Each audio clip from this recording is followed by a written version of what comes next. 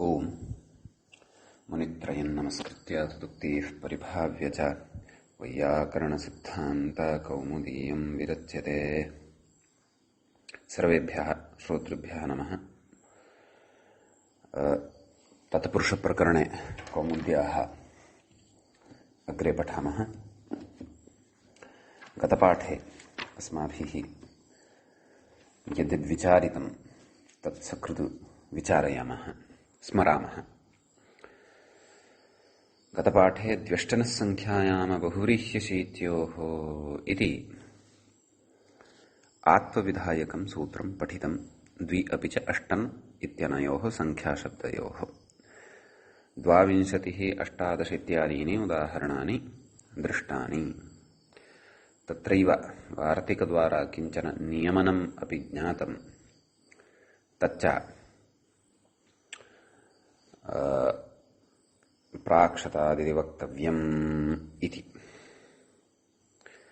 ततः त्रेस्त्रयः इति सूत्रं पूर्वविषये, नाम अबहुव्रीह्यशीत्योः इत्यस्मिन् विषये, अपि च संख्यायाम् अबहुव्रीह्यशीत्योः इत्यस्मिन् विषये, प्राक्षतादिति वक्तव्यम् इत्यस्मिन् विषये च त्रेस्त्रयः, त्रिशब्दस्य त्रयस् आदेशः दृष्टः। किञ्च इदं सर्वमपि प्रागुक्तं यत् तद् 40तः ऊर्ध्वं विकल्पेन भवति। विभाषा 40 प्रभृतौ सर्वेषाम् इत्यनेन सूत्रेण तत्पठितम्। इदानीं वयम् अग्रिमं सूत्रं प्रविशन्तः स्मः। अग्रिमं सूत्रं भवति एकादिश्चैकस्य चादुक् इति।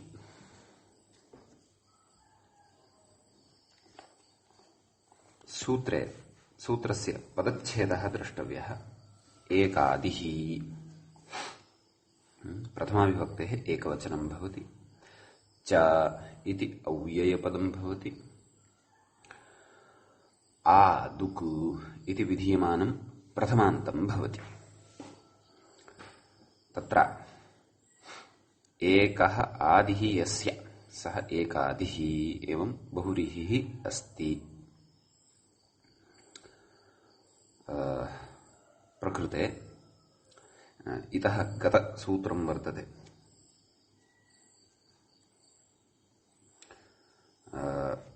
किमिति चेत् नभ्राण्णपान्नवेदानासत्यानमुचिनकुल नखनपुंसकनक्षत्रनक्रनाकेषु प्रकृत्या। अस्माभिः पूर्वं नञ्-समासप्रकरणे इदं सूत्रं पठितम्। तत्सूत्रात् प्रकृते प्रकृत्या इत्यस्य अनुवर्तनं भवति। अपि च नलोपो नयः, ततः अपि प्राक्तनं सूत्रं वर्तते। तस्मान्नुडचि, ततः अपि प्राक्तनं नलोपो नयः। ततः नलोपो नयः इत्यतः नयः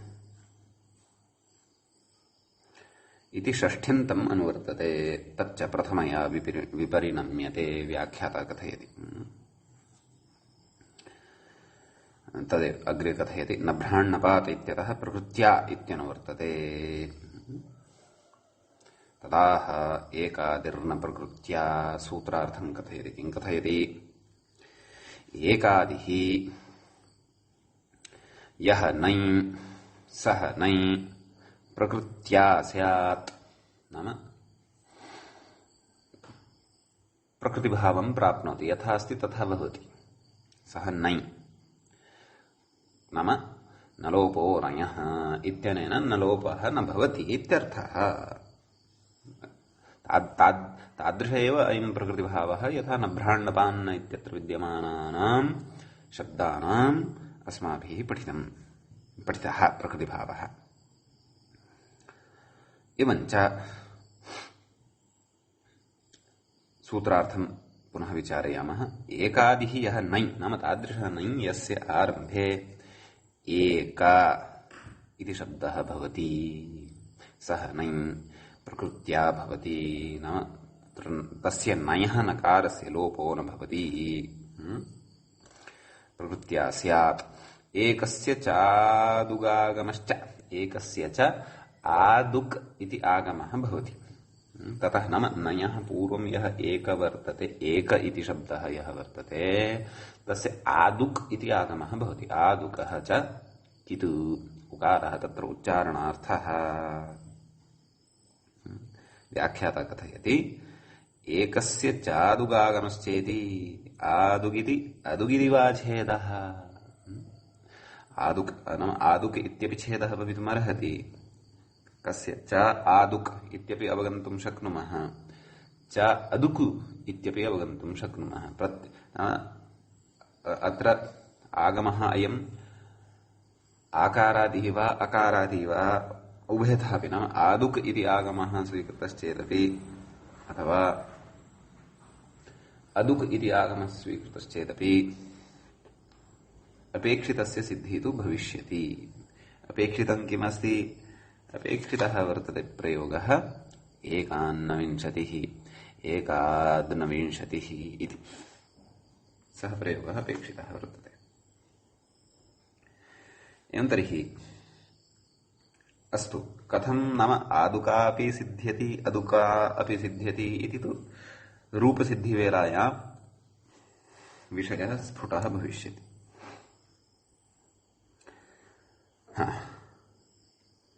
अग्रे कथयति नयो विंशत्येति। नयः विंशत्या सह समासे कृते। आदौ नञ्यः अस्ति तस्य विंशत्या विंशतिशब्देन सह समासः क्रियते। एवं किल? न विंशतिः इति विग्रहे नञ् समासे, नञ् समासः केन? नञ् इत्यनेन। नञ् समासे सति नविंशतिशब्दस्य एकशब्देन तृतीयान्तेन सह एकेन नविंशतिः इति विग्रहे समासः इत्यन्वयः। पङ्क्तिः उक्ता खलु उपरि। का पङ्क्तिः? नयोविंशत्या सह समासे कृते एकशब्देन सह नाम आदौ तत्र समासद्वयं विधातव्यं। प्रथमः समासः नै इत्यस्य विंशत्या, विंशति इति शब्देन सह नै समासः। किं जातं? नविंशति इति सम्पन्नं किल? इदानीं नविंशति इत्यस्य इदानीं नविंशति इति एकेन इत्यनेन सह समस्यते। नाम एकशब्दः इदानीं नविंशति इत्यनेन सह समासं प्राप्नोति। विग्रहः कः तत्र? एकेन विंशतिः, एकविंशतिः। एवं रीत्या तत्र समासः भवति।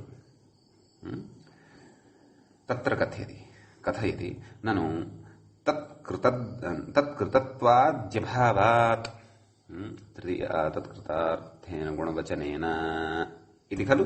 तृतीया एकेन विंशतिः नाम तत्र एकेन इति तृतीयान्तं वर्तते। तृतीयान्तस्य समर्थेन केनचन समासः कर्तव्यश्चेत् तदर्थं सूत्रम् अस्माभिः पठितं। तृतीया तत्कृतार्थेन गुणवचनेन। परन्तु कथं तस्य सूत्रस्य अत्र प्रवृत्तिः स्यात् चेत् कुतः प्रवृत्तेः कुतः संशयः चेत् ननु तत्कृतत्वाद्यभावात् नाम तृतीया तत्कृतार्थेन गुणवचनेन तत्कृतार्थेन इति तत्कृतात् नाम यः अर्थः तत्र वर्तते। यथा शङ्कुलयाखण्डः शङ्कुलाखण्डः इति साधितः अस्माभिः प्रयोगः, तादृश स्थितिः अत्र तु नास्ति खलु। अत्र तु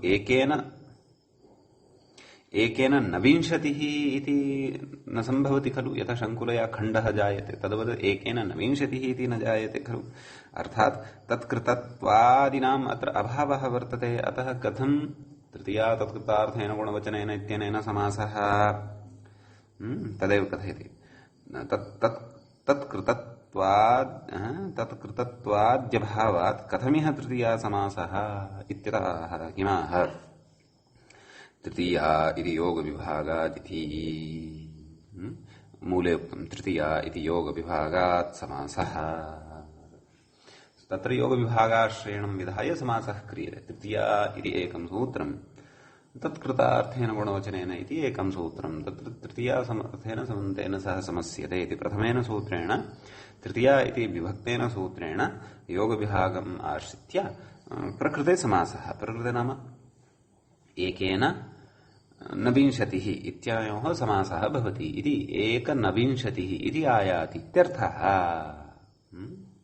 तर्हि अयम् आशयः पङ्क्तेः। तर्हि किं कृतम् अस्माभिः पूर्वं नयः विंशत्या समासः कृतः नञ् तत्पुरुषसमासः कृतः नविंशतिः इति साधितं ततः एकेन इत्यस्य नविंशतिः इत्यनेन समासः कृतः तृतीया इति योगविभागबलात्।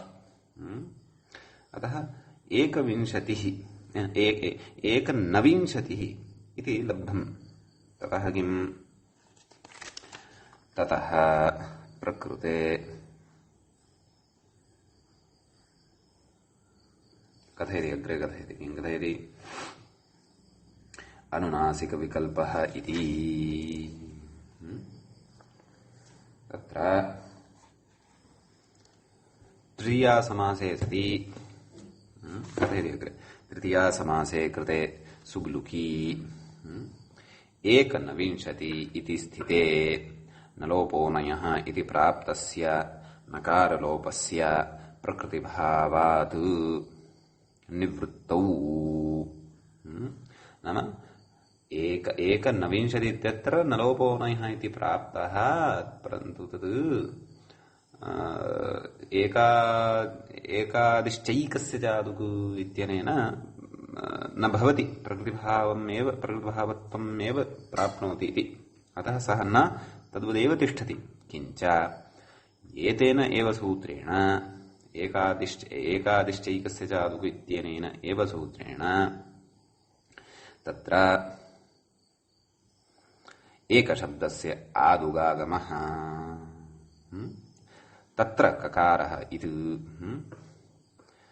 उकारः उच्चारणार्थः आद्यन्तौ ठकितौ इति कित्वात् अन्तावयवः एवं खलु। अतः एक आद् नविंशतिः सवर्णदीर्घः एकाद् नविंशतिः एकाद् नविंशतिः इति स्थिते यरोनुनासिकेनुनासिको वा इति दकारस्य पक्षे अनुनासिकनकारः इत्यर्थः। अतः विकल्पेन तेन नकारः अनुनासिकत्वं विधीयते इति कृत्वा यत्र अनुनासिकत्वं विधीयते तत्र एकान्नविंशतिः एकाद्नविंशतिः तत्र दकारस्य नकारे जाते एकान्नविंशतिः इति प्रयोगः सिद्ध्यति। यत्र दकारस्य नकारः न यत्र दकारः शुद्धः तथैव तिष्ठति तत्र एकाद्नविंशतिः एतद्मुरारी एतन्मुरारी इत्यादिवत् इत्यर्थः। तत्र आदुक् अदुक् इति वा छेदः इत्युक्तं खलु। अदुकि कृते अपि सिद्ध्यति इति।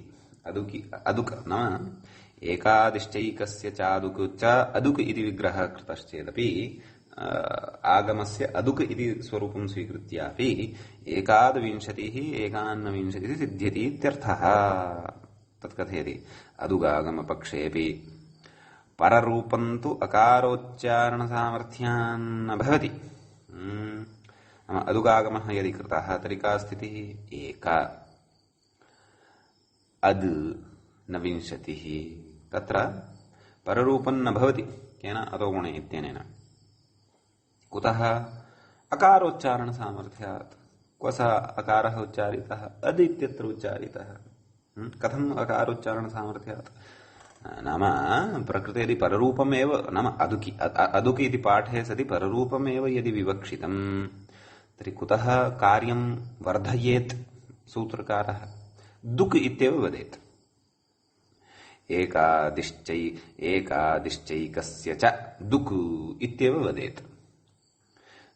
दुखि कृते सत्यपि तत्र पररूपं लभ्यते स्म। एकद्विंशति इति भवति स्म तर्हि एकद्विंशति एकन्विंशतिः इति। परन्तु स तु प्रयोगः नेष्टः।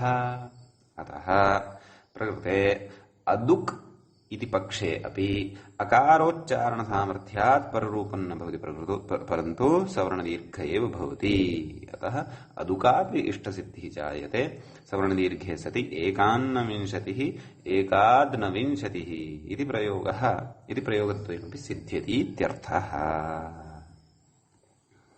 अग्रे कथयति एकेन नविंशतिः इति विग्रहवाक्यम् एकेन हेतुना एकेन नविंशतिः इति विग्रहवाक्यं कस्य एकाद्विंशति एकान्नविंशति पूर्वमपि कृतमेव। एकेन हेतुना विंशतिर्न भवति इत्यर्थः। नाम एकस्य कारणात् विंशतिः न सम्पद्यते। अतः एकान्नविंशतिः एकाद्नविंशतिः इति प्रयोगः भवति इत्यर्थः। कः तस्य अर्थः किं कथयति अनुनासिकत्वे तदभावे च रूपं साधितमेव अस्माभिः। एकान्नविंशतिः एकाद्नविंशतिः इति कथयति एकोनविंशतिरित्यर्थः। नवदश इति या संख्या भवति तस्याः इदं नाम इत्यर्थः। एवं सर्वत्र भवितुमर्हति खलु। विंशति इत्यनेनैव नयः समासः इति नास्ति खलु। एकान्नत्रिंशत् एकात्रिंशत् एकाद्नत्रिंशत् एकान्नचत्वारिंशत् एकाद्नचत्वारिंशत् एकान्नपञ्चाशत् एकान्नपञ्चाशत् एवमेव अग्रेपि एकान्नषष्टिः एकाद्नषष्टिः एकान्नसप्ततिः एकाद्नसप्ततिः एकान्नाशीतिः एकाद्नाशीतिः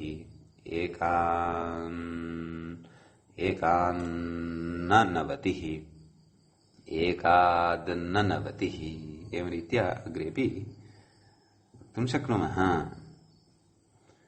नवनवति कृते वक्तुं शक्यते वा? एकाद्नशतम्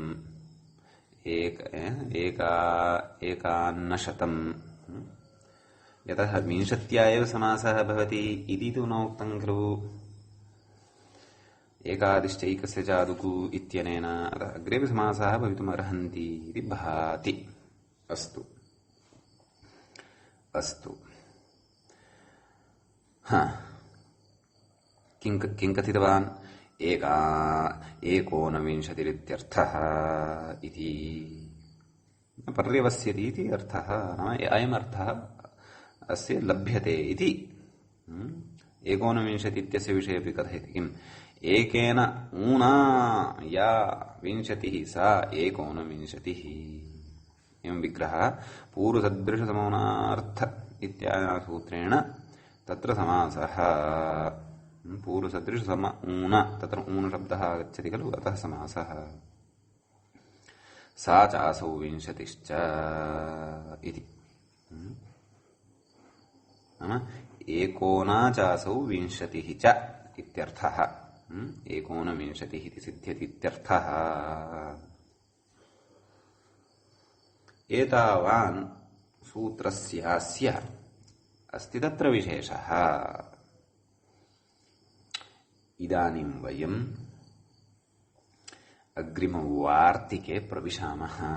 वार्तिकम् इत्थम् अस्ति। शश उत्त्वं दत्रिदशधासूत्तरपदादेष्टुत्वं च धासु वेति वाच्यम् इति अस्ति।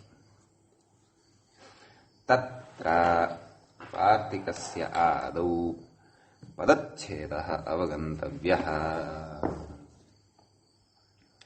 पदच्छेदः प्रकृते कथमस्ति इति चेत् पदपरिचयं पश्यामः। शशः षष्ठीविभक्तेः एकवचनम् उत्त्वम् इति प्रथमान्तं विधीयमानम्। तत्र दत्रिच दशञ्च धासूत्तरपदञ्च धासूत्तर धासूत्रपदादेः धासूत्रपदञ्च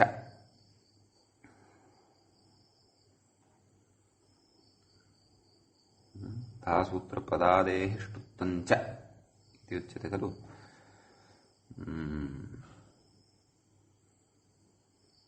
दत्रि च दशञ्च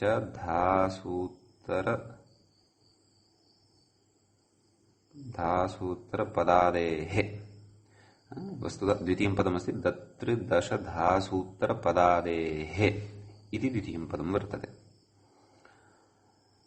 तद् षष्ठ्यन्तमेव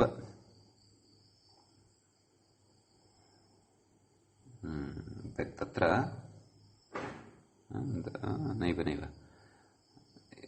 ततः पूर्वं सप्तम्यन्तं पदमत्र एकं वर्तते। किं दत्रि दश धासु इति षष्ठ्यन्तम् अस्ति, इति सप्तम्यन्तम् अस्ति। सप्तमी विभक्तेः बहुवचनत्वं वर्तते। तृतीयं पदम् अस्ति उत्तरपदादेः, ततः ष्टुत्वं चतुर्थं पदम् अस्ति, च इति पञ्चमं पदम् अस्ति, धासु इति षष्ठं पदम् अस्ति, वा इति सप्तमं पदम् अस्ति, इति अष्टमं पदम् अस्ति, वाच्यम् इति नवमं पदम् अस्ति। वार्तिके आहत्य नवपदानि सन्ति। दत्रि च तृतीयस्य पदस्य विग्रह इत्थं दत्रि च दशञ्च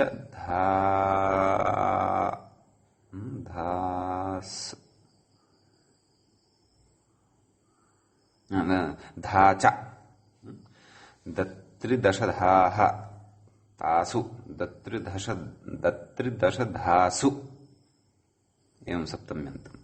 उत्तरपदादेः उत्तरञ्चैतत्पदञ्च उत्तरपदम् उत्तरपदस्य आदिः उत्तरपदादिः तस्य उत्तरपदादेः टुत्वं न तु ष्टुत्वम्। उत्तरपदादेः टुत्वम् अग्रिमं पदं किं टुत्वम् इति। टु नाम टवर्गः, तस्य भावः टुत्वम् इति। तत्र उत्तरपदादेः टुत्वम् अनयोः सन्धिः जातः वर्तते। अतः मध्ये ष्टुत्व वशात् ष इति श्रूयते। ष्टुत्वम् इति तु न टुत्वम् इत्येव इति पदच्छेदः। इदानीं पदार्थः पदान्वयः च द्रष्टव्यः। नाम वार्तिकस्य कः अर्थः। प्रयोगास्तु क्रमशः षोडश षड्धा षोढ इत्येते प्रयोगाः साधनीयाः वर्तन्ते। भवतु पदच्छेदमात्रं पदपरिचयमात्रम् एतावता दृष्टम्। इदानीं वार्तिकार्थप्रपञ्चं प्रविशामः। कथयति व्याख्याता दत्रिशब्दे दशन् शब्दे च उत्तरपदे परे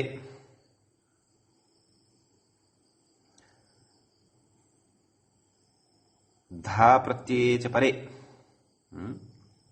नाम दत्रिशब्दः यदा उत्तरपदं भवति तदा दशन् शब्दश्च यदा उत्तरपदं भवति तदा अपि च धा प्रत्यये च परे। नाम धा प्रत्ययः यदा परे भवति तदा कस्मात् परे भवति चेत् शश इति शब्दात् परे भवति। शश इति संख्यावाचकः शब्दः, षट् इति सिद्ध्यति येन। नाम कथं पुनः वदामि, शश इति षकारान्त इति शान्तात् शब्दात् परे यदा दतृ इति शब्दः भवति, दतृ इत्यत्र ऋकारस्य इति संज्ञा भवति, दत् इत्येव भवति, तदा तस्मादेव शश शब्दात् परे यदा दशन् इति शब्दः भवति तदा दशन् इति संख्यावाचकः। तस्मादेव नाम उत्तरपदत्वेन यदा दतृ अपि च दशन् इति भवति। कस्मात् शश इत्यस्मात् परे। अपि च शश इति शब्दात् परे यदा धा इति प्रत्ययः भवति तदा शश शब्दस्य उत्त्वम् शश इति यः शब्दः वर्तते तस्य उत्त्वं भवति।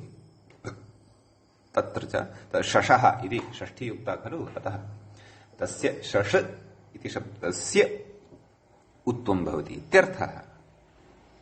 तच्च षष्ठी नियामिकया अलोन्त्यस्य इति परिभाषया अन्त्यस्य ष इति वर्णस्य स्थाने एव भवति इत्यर्थः। तस्य उत्वम् अग्रे अग्रे किमुच्यते, अन्यत् कार्यं किमुच्यते वार्तिकेन। शश उत्वम्, कदा शशः नाम पूर्वम् एतावता किं ज्ञातम्, इदानीं वार्तिकस्य पदानुसारमपि अर्थम् अवगच्छन्तु।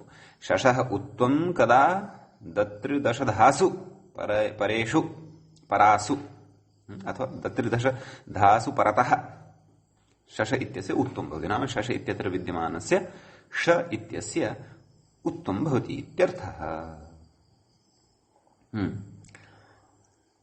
उत्तरखण्डस्य दत्रिशब्दस्य दशन् शब्दस्य धा प्रत्ययस्य च आदेः दकारस्य धकारस्य च टुत्वम् च वक्तव्यम् इत्यर्थः।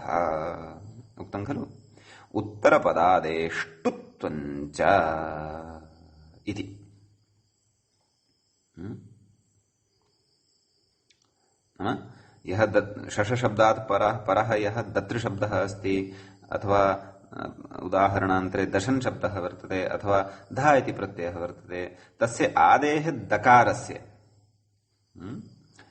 दत्रिदशन् इत्यत्र आदौ दकारः वर्तते, धकारस्य च धा इत्यत्र आदौ धकारः वर्तते।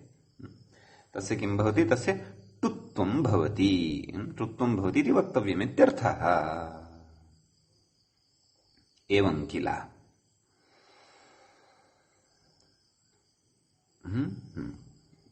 तद् अयमर्थः, अयम् अपरः अर्थः, नाम इतोपि अन्यः अधिकः अर्थः उत्तरपदादेः टुत्वं च इत्यनेन लभ्यते। टुत्वमित्येव छेदः, न तु ष्टुत्वम् इति। ष्टुत्वम् इति छेदः नास्ति, कुतः, प्रयोजनाभावात्। ष्टुत्व इति विच्छेदे सति, नाम पदादे ष्टुत्वम् इति छेदे सति प्रयोजनं नास्ति, अनिष्टत्वमेव अस्ति। अग्रे किमुक्तं, धासु वा, अग्रिम वार्तिकस्य अंशः, अग्रे वार्तिकस्य अग्रिमः भागः कः, धासु वा। धासु वा इति बहुवचन इति बहुवचनात् विधार्थ धा प्रत्ययस्यैव ग्रहणम् इति भाष्यम्। संख्याया विधार्थे धा इति। नाम प्रकृते बहुवचनत्वं प्रयुक्तम्, अतः तेन बहु इति नाम धासु इति बहुवचनत्वं यत् प्रयुक्तं, धायाम् इति एकवचनम् अनुक्त्वा बहुवचन इति प्रयोगः यः कृतः धासु इति, तेन बहुवचनात् अत्र ज्ञायते यत् विधार्थ धा प्रत्ययः एव वर्तते। संख्याया विधार्थे धा इत्यनेन विधीयते यः धा प्रत्ययः, तस्य एव अत्र ग्रहणं वर्तते इति भाष्यम्। इति भाष्ये ऋषिणा उक्तम्। कः अर्थः, धा प्रत्यये शश उत्वं वा स्यात्, नाम धा प्रत्यये परतः शश इत्यस्य उत्वं विकल्पेन भवति इत्यर्थः। दत्रिदशन् इत्यादिषु इति शब्दद्वये परतस्तु नित्यं भविष्यति, परन्तु धा प्रत्यये परतः उत्वं विकल्पेन भविष्यति। कथयति, टुत्वं तु उत्वपक्षे तदभावपक्षे च पूर्ववाक्यान् नित्यम् एव इति कैयटः। नाम उत्वस्य एव विकल्पः, नाम धा प्रत्यये परतः उत्वस्य एव विकल्पः, न तु टुत्वस्य विकल्पः। टुत्वस्य विकल्पः नास्ति, उत्वस्य एव विकल्पः भवति। धा प्रत्यये परतः उत्वमेव विकल्प्यते धासु वा। टुत्वं तु तद् किं नाम कैयटस्य मतमिदं। टुत्वं तु उत्तरपक्षे तदभावपक्षे च उत्वपक्षे, नाम धासु वा इत्युक्तं खलु, नाम उत्वस्य विकल्पः कृतः खलु, अतः यस्मिन् पक्षे उत्वं भवति तदभावपक्षे च यस्मिन् पक्षे उत्वं न भवति इत्यर्थः।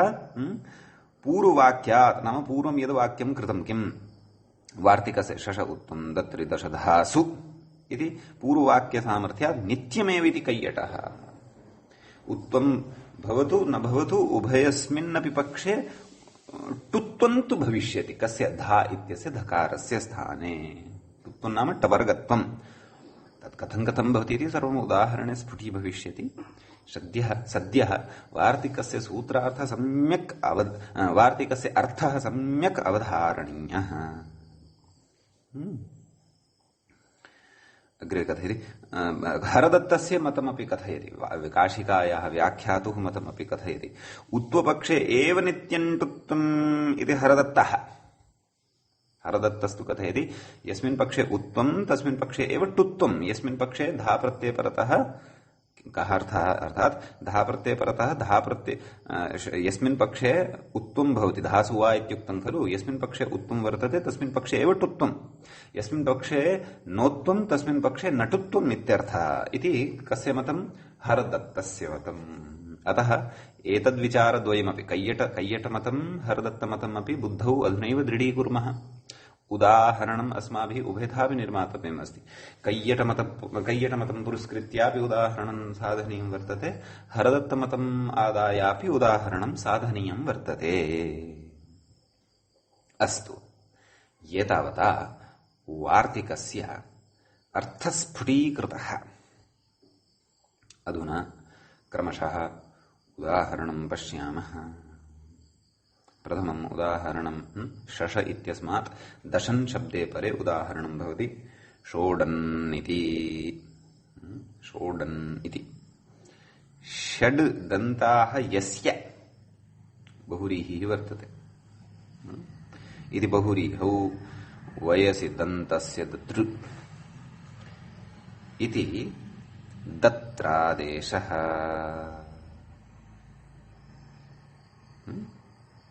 कस्य स्थाने दन्त इति शब्दस्य स्थाने दतृ इति ऋकारान्तः आदेशः भवति।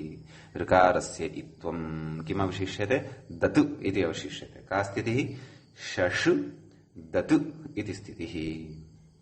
अन्त्यषकारस्य उत्वम् अलोन्त्यस्य इति परिभाषायाः उपस्थित्या शश इत्यत्र यः षकारः तस्य उत्वं भवति। अतः शउ दत् इति आयातम् आदुगुणः इत्यनेन गुणः शो दत् इति आयातम्। ततः अनेन एव वार्तिकेन दकारस्य नाम दत् इत्यत्र विद्यमानः यः दकारः तस्य टुत्वेन डकारः। अतः शो डत् इति आयातम्। सुप्रत्यये उगित्वान् नुम् सुप्रत्ययः आयाति ततः उगितिनाम सर्वनामस्थाने धा इत्यनेन सूत्रेण नुम्। का स्थितिः तच्च मित्वात् विरजोऽन्त्यात् परिभाषया अन्त्यात् अचः परः एव आगत्य तिष्ठति। षोडनतसु इति स्थितिः जाता। षोडनतसु सुलोपः केन हल्ङ्यादिना षोडनत् संयोगान्तलोपः तकारस्यापि लोपः षोडन् इति अवशिष्यते। तर्हि कः अर्थः तर्हि प्रकृते कः अर्थः सम्पन्नः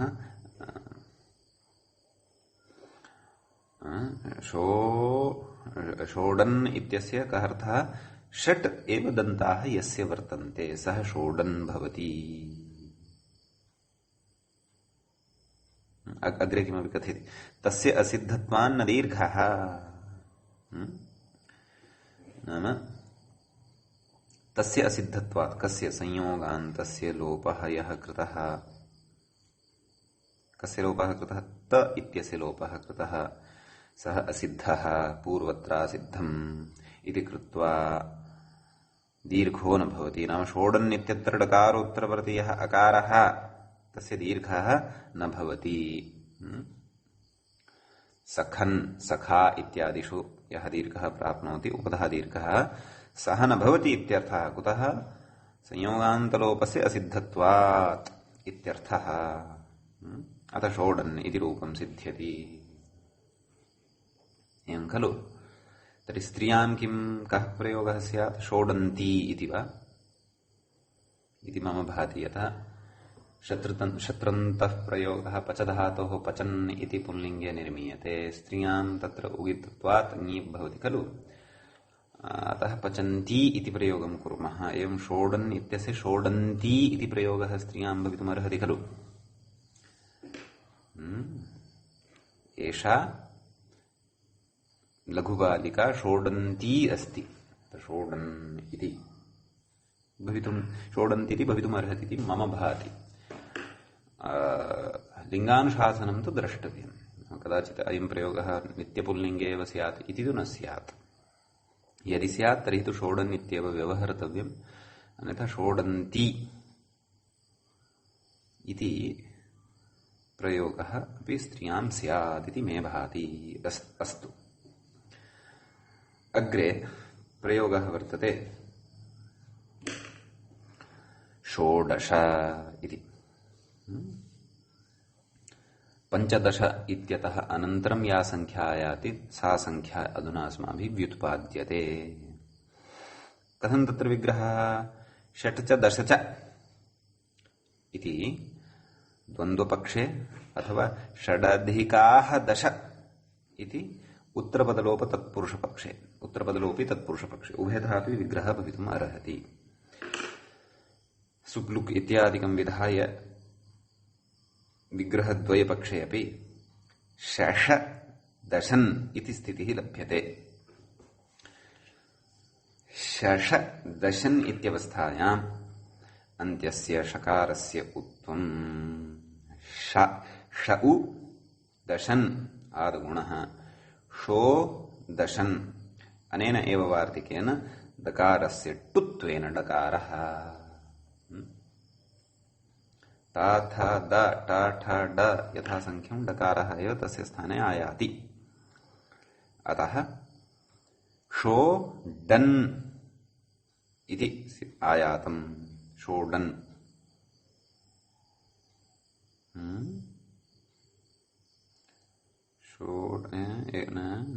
षोडन् क्षन्तव्य। षोडन् इति न षोडश। अत्र दत्रिशब्दः नास्ति, अत्र तु दशन् शब्दः परे अस्ति। षोडशन् इति आयातं सम्यक्। दकारस्य डकारः विहितः। षोडशन् इति खलु स्थितिः आसीत्। टुत्वात् परं षोडशन् इति लब्धम्। जस् षड्भ्यो लुक् न लोपश्च षोडश इति लभ्यते इत्यर्थः। तत्र कथयति अग्रे हरदत्तमतमनुसृत्य उत्वाभावपक्षे धासु वा इत्युदाहरति। नाम वार्तिकस्य यः अंशः वर्तते धासु वा इत्यनेन किमुच्यते? नाम धा प्रत्यये परतः धा इत्यस्य धकारस्य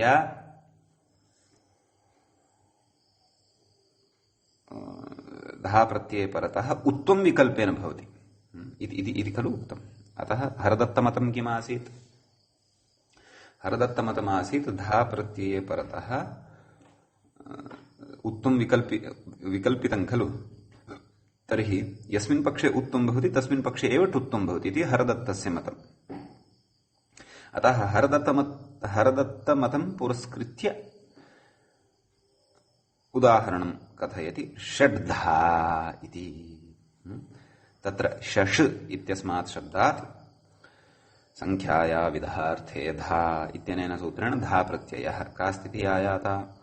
शश धा इति स्थितिः आयाता। ततः अन्त्यस्य षकारस्य उत्वाभावपक्षे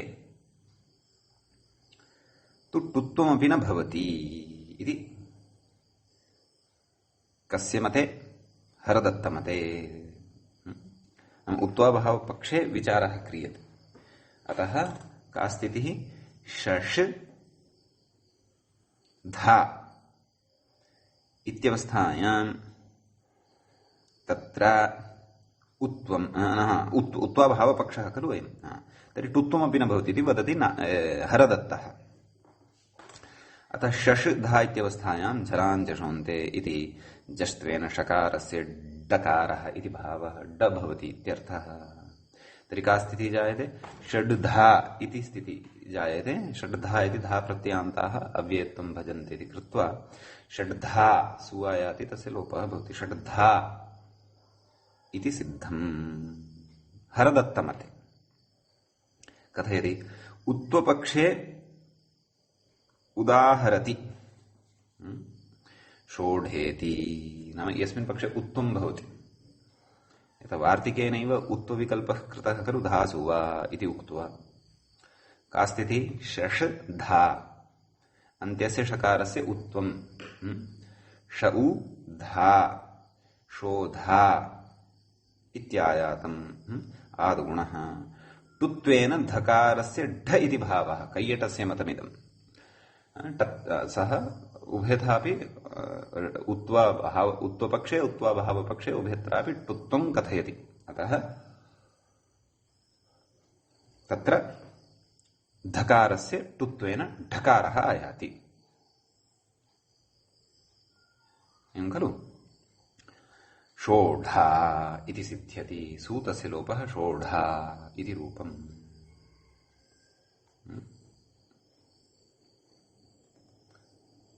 कैयटमते तु उत्वाभावपक्षेऽपि टुत्वं नित्यमेव उक्तमेव प्रतिपादितमेव अस्माभिः षड्ढा इति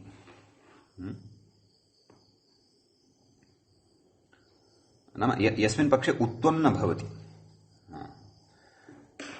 तस्मिन् पक्षे तत्रापि नाम टुत्वं तत्रापि भविष्यत्येव अतः शश धा उत्वाभावपक्षे झलाञ्जषोन्ते इत्यनेन षकारस्य डकारः षड् धा पुनः टुत्वमपि कैयटमतं पुरस्कृत्य षड् ढा षड्ढा इति प्रयोगः सिद्ध्यति कैयटमतम्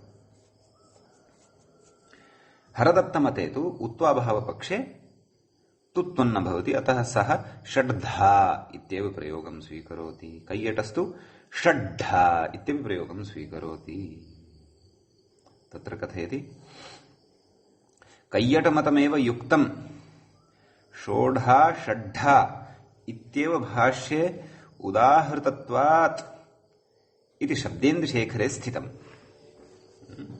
शब्देन्दुशेखरे नागेशः कैयटमतम् एव पोषयति कुतः यथा भाष्ये नागेशस्तु भाष्यात् बहिः न वदति क्वचित् वदति यत्र वदति तत्र सन्ति विवादाः अस्तु ते भवेयुर्नाम विवादाः वयं तु अस्माकं प्रयोजनं साधयेम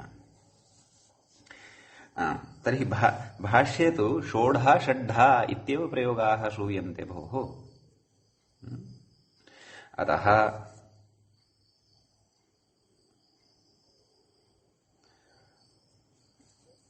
प्रकृते षड्धा इति प्रयोगः न भवति षोढा षड्ढा इति एव प्रयोगः भवति इति शब्देन्दुशेखरे तेन प्रामाणपूर्वकं भाष्यादिप्रमाणपूर्वकं प्रपञ्चितम् अस्ति इत्यर्थः एवञ्च वार्तिकगतः विषयः अपि समाप्तिम् एति अथवा समाप्तिमगात् अधुना वयम् अग्रिमं सूत्रं प्रविशामः अग्रिमं सूत्रम् अस्ति परवल्लिङ्गं द्वन्द्वतत्पुरुषयोः इति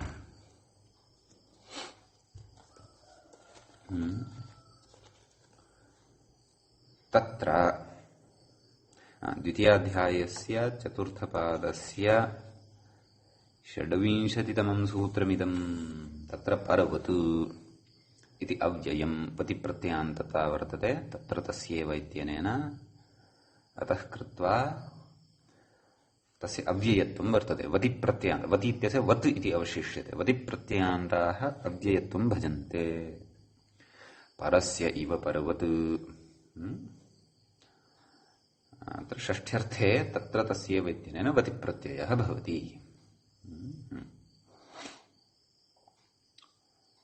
लिंगम इति प्रथमान्तं तोर्लि इत्यनेन लत्वं जातं वर्तते परधवर्णत्वेन परवल्लिङ्गं परवत् लिङ्गं परवल्लिङ्गम् इति श्रूयते द्वन्द्वतत्पुरुषयोः द्वन्द्वश्च तत्पुरुषश्च द्वन्द्वतत्पुरुषौ तयोः द्वन्द्वतत्पुरुषयोः इतरेतरयोगद्वन्द्वः प्रकृते वर्तते। एवं किल।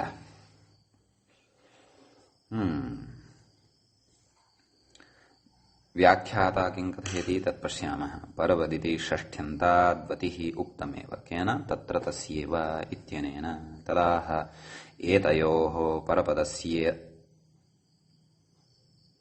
इव इति। सूत्रार्थः कः उक्तः? एतयोः नाम कयोः? द्वन्द्वतत्पुरुषयोः। षष्ठीविभक्तिः द्विवचनं किल तत्र द्वन्द्वतत्पुरुषयोः।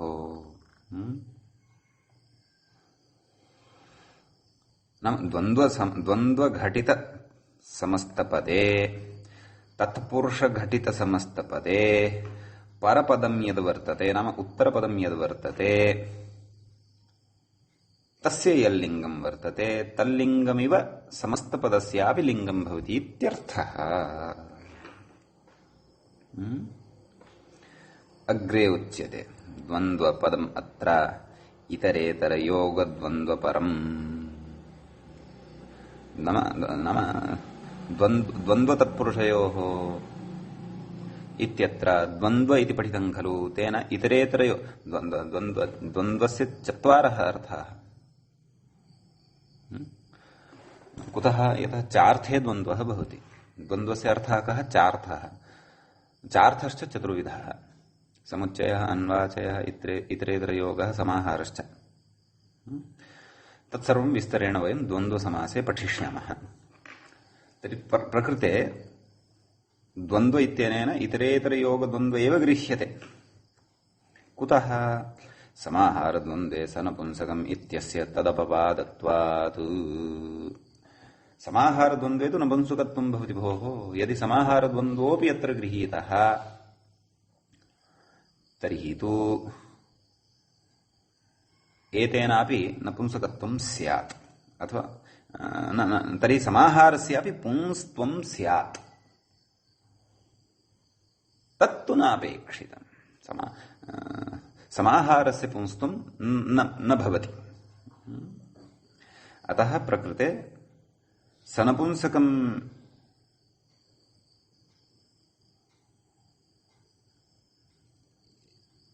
नाम समाहारद्वन्द्वे सनपुंसकम् इत्यस्य तदपवादत्वात्। नाम सनपुंसकम् समाहारद्वन्द्वसन्दर्भे सनपुंसकम् एतत् सूत्रं प्रबाध्य तिष्ठति इत्यर्थः। किं सूत्रं? परवलिङ्गं द्वन्द्वतत्पुरुषयोः इति। अतः द्वन्द्वविषयः अत्र इतरेतरयोगद्वन्द्वपरः एव। अथवा द्वन्द्वपदम् अत्र इतरेतरयोगद्वन्द्वपरमेव न तु समाहारद्वन्द्वपरम् इति। समाहारद्वन्द्वपक्षे तु एतस्य सूत्रस्य अपवादः अग्रे वक्ष्यते। सः सनपुंसकम् इति सः उपतिष्ठते इत्यर्थः। अतः एषा अपि स्पष्टता अत्र बुद्धौ कर्तव्या। इदम् अवधानं कर्तव्यम् इत्यर्थः। अस्तु, उदाह्रियते। किमुदाह्रियते? कुक्कुटमयूर्याविमौ इति। कुक्कुटश्च मयूरी च। तर्हि कुक्कुटसु मयूरी सु। चार्थे द्वन्द्वः समासः प्रातिपदिकसंज्ञा सुबलुक् कुक्कुटमयूरी। अधुना द्वन्द्वे तु उभयपदार्थप्राधान्यं भवति। अतः कुक्कुटस्यापि प्राधान्यं वर्तते, मयूरी इत्यस्यापि प्राधान्यं वर्तते। कस्य नाम समस्तपदं यत् सिद्धं तत्र तस्मिन् समस्तपदे तस्य समस्तपदस्य किंलिङ्गं स्यात् इति अनियमे प्राप्ते नियमः क्रियते। परवल्लिङ्गं नाम प्रकृतद्वन्द्वे परपदस्य यल्लिङ्गं तदेव समस्तपदस्यापि लिङ्गं भवति। परपदम् अत्र मयूरी, तच्च कस्मिन् लिङ्गे? स्त्रीलिङ्गे। अतः स्त्रीलिङ्गाश्रयणत्वात् समस्तपदस्यापि स्त्रीलिङ्गमेव भवति। कुक्कुटमयूर्यौ इति इत्येव भवति। कुक्कुटमयूरौ इत्यादि किमपि कुक्कुटशब्दस्य लिङ्गमादाय लिङ्गं न भवति। अतः कुक्कुटमयूर्यौ इत्येव आयाति। इमे नाम इमे इमे तत्र इदं शब्दस्य स्त्रीलिङ्गे प्रथमाविभक्तेः द्विवचने इमे तस्य विशेषणं प्रकृते प्रदत्तम्। अनुप्रयोगः इमे इति विशेषणस्य कृतः वर्तते।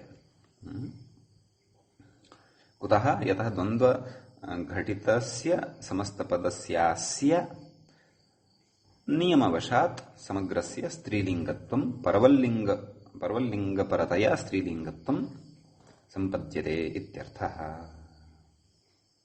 अग्रे कथयति अत्र द्वन्द्वे अवयवलिङ्गेन अनियमे प्राप्ते नियमार्थमिदम्।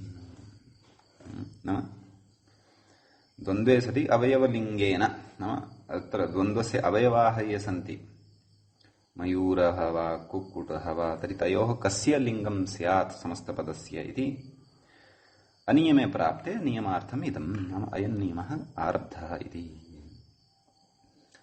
एवमेव यदि वैपरीत्येन विग्रहं कुर्मः मयूरी च कुक्कुटश्च तत्र इदानीम् अस्य द्वन्द्वस्य अन्ते कुक्कुटशब्दः आयातः। कुक्कुटस्तु पुल्लिङ्गे अतः समस्तपदस्य पुल्लिङ्गत्वमेव भविष्यति। अतः मयूरी कुक्कुटौ इमौ इत्येव उच्यते तत्र। मयूरी कुक्कुटौ इमौ इत्यवस्थायां तद् कुक्कुट शब्दस्य यल्लिङ्गं तदेव लिङ्गं समग्रस्य पदस्य भवति।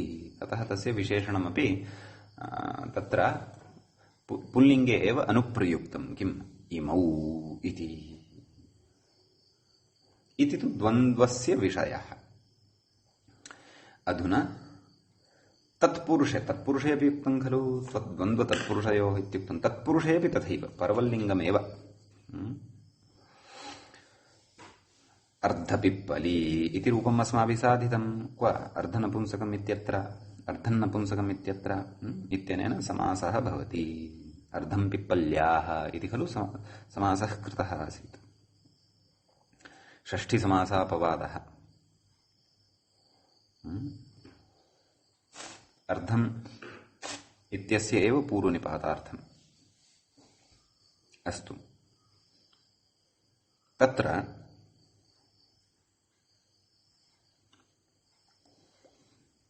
उच्यते अग्रे किम्? अस्य एकदेशीसमासस्य पूर्वपदार्थप्रधानतया पूर्वपदलिङ्गे प्राप्ते उत्तरपदलिङ्गार्थं विधिः खलु। नाम एकदेशः कः? तत्र अर्धम् इति अस्ति खलु। तस्य पिप्पली इत्यनेन सह समासः भवति। नाम पिप्पल्याः कश्चन एकदेशः अर्धदेशः इति। अतः एकदेशी समासः भवति अयमपि। तथा चेत् पूर्वपदार्थप्रधानता तत्र वर्तते। तथा चेत् पूर्वपदार्थप्रधानत्वात् पूर्वपदलिङ्गे प्राप्ते तर्हि पूर्वपदस्य एव लिङ्गं स्यात् समस्तपदस्य। तथा चेत् अर्धपिप्पली इति न श्रूयेत। अर्धं तत्र नपुंसकलिङ्गे वर्तते। नपुंसकलिङ्गापन्नशब्दस्य अर्ध इति शब्दस्य अर्थप्राधान्यात् समग्रस्यापि पदस्य अत्र नपुंसकत्वे सति अर्धपिप्पली इत्यत्र ह्रस्व नपुंसके प्रातिपदिकस्य ह्रस्वत्वेन अर्धपिप्पली इति अनिष्टः प्रयोगः स्यात्। अपेक्षितस्तु अर्धपिप्पली इत्येव। अतः पूर्वपदलिङ्गे प्राप्ते उत्तरपदलिङ्गार्थं विधिः। अतः तत्पुरुषः खलु अयम्। अतः अत्र उत्तरपदं यद्वर्तते पिप्पली तच्च स्त्रीलिङ्गे तस्यैव प्रकृतलिङ्गं भविष्यति इत्यर्थः। अतः अर्धपिप्पली इति तत्पुरुषस्य अस्य समस्तपदस्य स्त्रीलिङ्गत्वमेव भवति इत्यर्थः। एवञ्च तत्पुरुषसन्दर्भे अपि उदाहरणम् एकं प्रदत्तम्। अग्रे कथयति व्याख्याता अत्र द्वन्द्वतत्पुरुषयोः इति षष्ठ्यन्तम् अर्थपरम् षष्ठ्यन्तं यद् उक्तं द्वन्द्वतत्पुरुषयोः तत् अर्थपरं वर्तते। नाम कः अर्थः? द्वन्द्वतत्पुरुषार्थयोः इत्यर्थः। नाम द्वन्द्वतत्पुरुषार्थयोः परपदस्य एव लिङ्गं स्यात्। द्वन्द्वतत्पुरुषार्थं यत्पदं स्वीकृतं, यानि पदानि स्वीकृतानि, तेषु पदेषु परपदं यद् वर्तते तस्य इव तत्र लिङ्गं भवति इति। किमर्थम् एवं रीत्या? द्वन्द्वतत्पुरुषार्थयोः इति अर्थः कुतः गृह्यते चेत् तत्र कथयति। एवञ्च कुक्कुटमयूर्यौ इमे इत्यनुप्रयोगेऽपि तदेव लिङ्गम्। तत्र द्वन्द्वतत्पुरुषयोः इति षष्ठ्यन्तम् अर्थपरम् इति एवं रीत्या व्याख्यानं विधाय कुक्कुटमयूर्यौ इमे इत्यादिषु इमे इत्यादिनां कुक्कुटमयूर्यौ इमे इत्यत्र इमे इत्यस्य अनुप्रयोगः कृतः, नाम विशेषणरूपस्य। मयूरकुक्कुटौ इमौ इत्यत्र इमौ इत्यस्य विशेषणरूपस्य अनुप्रयोगः कृतः। अतः अनुप्रयुक्तस्य विशेषणरूपस्यापि तदेव लिङ्गं भवति यल्लिङ्गं समस्तपदस्य भवति। अतः तत्र षष्ठ्यन्तम् अर्थपरं स्वीकृत्य द्वन्द्वतत्पुरुषयोः इत्यनयोः द्वन्द्वतत्पुरुषार्थयोः इति अर्थं पुरस्कृत्य प्रकृते अनुप्रयोगेऽपि तदेव लिङ्गं भवति। नाम अनुप्रयोगः यस्य कृतः वर्तते तस्यापि तदेव लिङ्गं भवति। कुक्कुटमयूर्यौ इमे इत्येव भवति। कुक्कुटमयूर्यौ इमौ इति वक्तुं न शक्नुमः। एवमेव मयूरी कुक्कुटौ इमौ इत्येव भवति। मयूरी कुक्कुटौ इमे इति वक्तुं न शक्नुमः इत्यर्थः। अस्य वाक्यस्य समन्वयनाय विस्तरेण तत्र तत्त्वबोधिनी द्रष्टुं शक्यते। अथवा शेखरस्य एव इदं वाक्यं साक्षात् उत्थाप्य अत्र स्थापितवान् अस्ति। सामान्येन तस्य अर्थसङ्गतिः कृता, विशेषस्तु उद्ग्रन्थे ज्ञातव्यः भवतु। एवञ्च एतावत्पर्यन्तं परवल्लिङ्गं द्वन्द्वतत्पुरुषयोः इत्यस्य उदाहरणमात्रम् अस्माभिः दृष्टम्, उदाहरणानि दृष्टानि। तत्र किञ्चन वार्तिकमुच्यते। नाम परवल्लिङ्गतायाः प्रतिषेधः क्वचिदपेक्षितः, सर्वत्र परवल्लिङ्गता नापेक्षिता। तदर्थं किञ्चन वार्तिकम् एवं भवति। द्विगुप्राप्तापन्नालं पूर्वगतिसमासेषु प्रतिषेधो वाच्यः इति। नाम एषु विषयेषु गम्यमानेषु प्रतिषेधः वक्तव्यः। कस्याः प्रतिषेधः वक्तव्यः इति चेत् परवल्लिङ्गतायाः प्रतिषेधः वक्तव्यः। अथवा परवल्लिङ्गं द्वन्द्वतत्पुरुषयोः इत्यनेन यद्विहितं, यः नियमः कृतः, सः येषु स्थानेषु न भवति। कानि कानि स्थानानि इति चेत् प्रथमं पदं यद्वार्तिकस्य अस्ति तस्य विग्रहः ज्ञातव्यः। प्रथमं पदं किं? द्विगुप्राप्तापन्नालं पूर्वगतिसमासेषु। द्विगुश्च प्राप्तश्च आपन्नश्च अलं पूर्वञ्च गतिसमासश्च द्विगुप्राप्तापन्नालं पूर्वगतिसमासाः तेषु द्विगुप्राप्तापन्नालं गतिसमासेषु द्विगुप्राप्तापन्नालं पूर्वगतिसमासेषु एवं रीत्या विग्रहः। तदेव च व्याख्यात्रा उच्यते। द्विगु प्राप्त आपन्न अलं पूर्व गतिसमास एषु परवल्लिङ्गस्य प्रतिषेधो वक्तव्यः इत्यर्थः। एवं किल? अस्तु, वार्तिकं पठितं, वार्तिकस्य अर्थः ज्ञातः। इदानीम् उदाहरणेषु सङ्गतिः। यानि उदाहरणानि इदानीम् अस्माभिः अवलोकयिष्यन्ते तेषु उदाहरणेषु सर्वत्रापि आदौ परवल्लिङ्गतायाः प्राप्तिः भवति। ततः परम् अनेन वार्तिकेन निषिध्यते सा पर्वल्लिङ्गता निषिध्यते इत्यर्थः तत्र सन्ति अग्रे उदाहरणानि तेषाम् उदाहरणानां विषये वयम् अग्रिमपाठे पश्यामः तानि उदाहरणानि अग्रिमपाठे पठिष्यामः अद्य तावत् अत्रैव पाठस्य उपसंहारं कुर्मः मङ्गलं मुनित्रयं नमस्कृत्य वृत्तिः परिभाव्य च वैयाकरणसिद्धान्त कौमुदीयं विरच्यते सर्वेभ्यः श्रोतृभ्यः नमः।